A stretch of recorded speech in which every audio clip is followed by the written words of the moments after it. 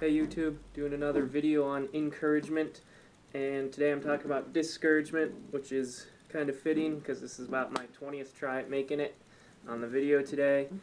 But at any rate, I wanted to talk about it because it's going to come, and it's not always a bad thing. It is a bad thing, but it's not all bad.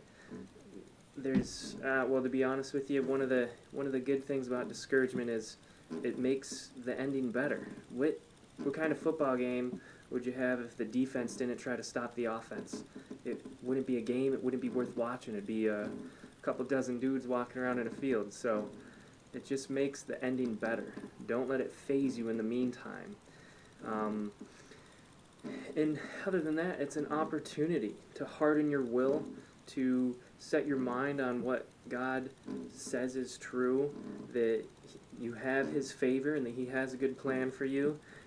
It's a workout for your brain. You have thoughts trying to sway your mind, will, and emotions one way, but you're making a conscious effort to direct them another way, so that the ups and downs in life don't leave you down.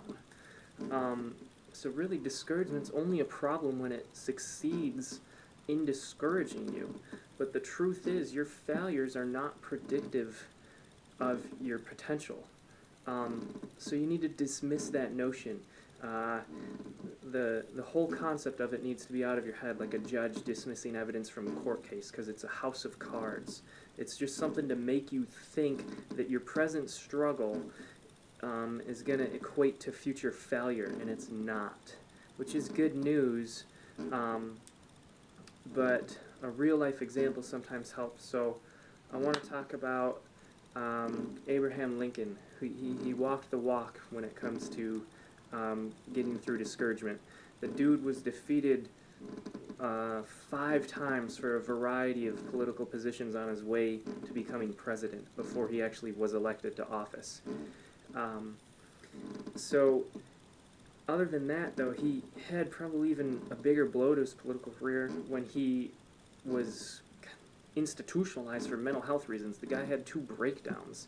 So in retrospect, we look at him like a national hero, the best guy for the job, maybe the only guy for the job, but what we lack is perspective, because coming into it, he hadn't already saved the nation. He had a history of political defeats, mental health instability, and now he's left with this growing country teetering on destruction, but God used him to hold it together.